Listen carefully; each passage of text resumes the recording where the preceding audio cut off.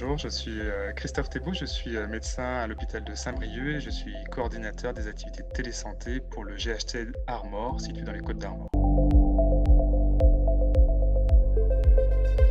Les raisons qui nous ont amenés à mettre en place un réseau de téléexpertise en utilisant Omnidoc, c'était avant tout parce qu'il y avait une importante demande de la part des médecins de notre territoire et en particulier les médecins généralistes. Les demandes arrivaient par différents flux qui étaient non sécurisés, non structurés et sans traçabilité de l'avis rendu. Il s'agit d'une solution qui est sécurisée, qui est d'une simplicité d'usage à la fois côté requérant mais également côté requis. Elle offre également la possibilité d'avoir une grande souplesse dans l'organisation au sein des équipes. Un des avantages également, c'est qu'il n'y a pas d'abonnement pour les requérants, ce qui m'a permis du coup un enrôlement assez rapide de l'ensemble de nos correspondants.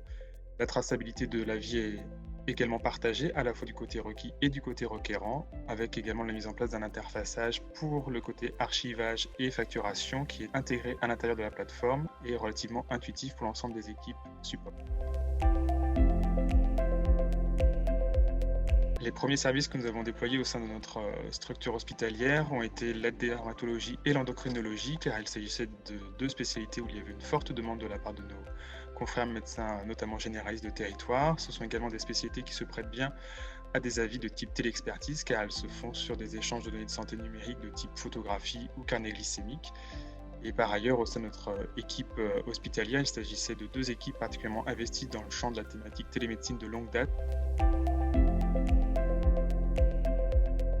Afin d'embarquer l'ensemble des équipes et soignantes et support, il s'agissait bien entendu d'un projet qui était en co-construction, en partenariat avec l'ensemble des acteurs. Et nous avons effectué des axes de formation importants, à la fois à destination des soignants, mais également des secrétaires médicales, des équipes des services admission facturation et également du service archivage. Afin de faire connaître cette nouvelle solution de téléexpertise à destination de nos requérants de territoire, nous avons eu plusieurs axes de communication. Un axe de communication qui partait depuis nos secrétariats, qui avait comme consigne de faire une redirection systématique des différentes demandes qui arrivaient. Et nous avons également fait des courriers d'information à la direction des URPS, des CPTS, des plans de communication dans les médias locaux et régionaux, des journées portes ouvertes.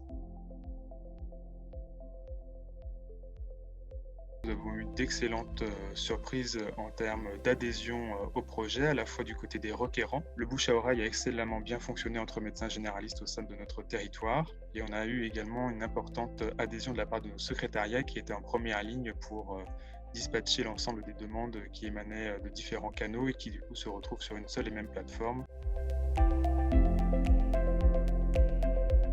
Nous avons une démarche coordonnée au sein de notre GHT concernant les activités de télésanté et en premier lieu des activités de téléexpertise.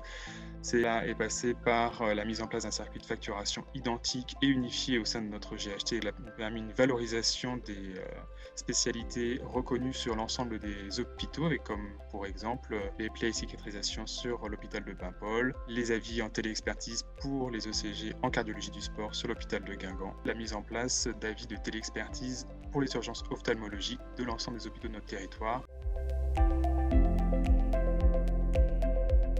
Nous avons mis en place un partenariat privilégié avec une clinique dans un circuit qu'on appelle en boucle fermée qui leur permet d'avoir un avis et un accès privilégié en infectiologie avec nos praticiens hospitaliers présents sur l'hôpital de Saint-Brieuc au bénéfice des patients hospitalisés sur cet établissement de santé privé.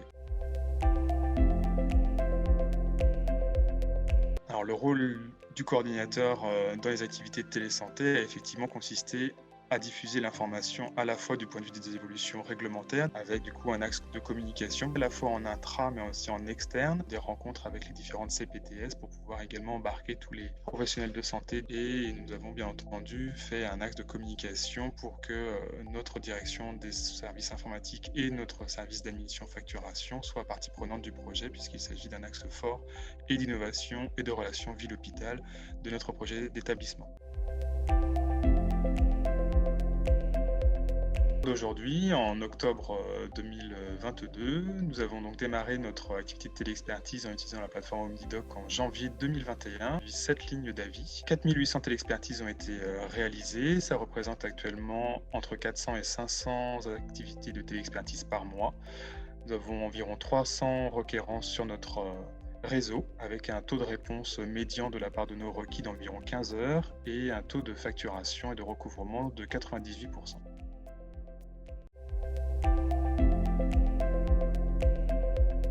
En termes de résultats et d'impact vis-à-vis des requérants, leur accès est désormais facilité. Ils sont sûrs d'avoir une réponse à leurs questions. Côté professionnel requis, grande satisfaction également, puisque du coup, il y a une nette diminution de la rupture de tâches. Ils peuvent aménager leur temps consacré à ces avis en téléexpertise. Ils peuvent également prioriser les demandes, puisqu'au sein de chaque spécialité, il y a également des sous-spécificités. Et les échanges sont également structurés, donc de meilleure qualité.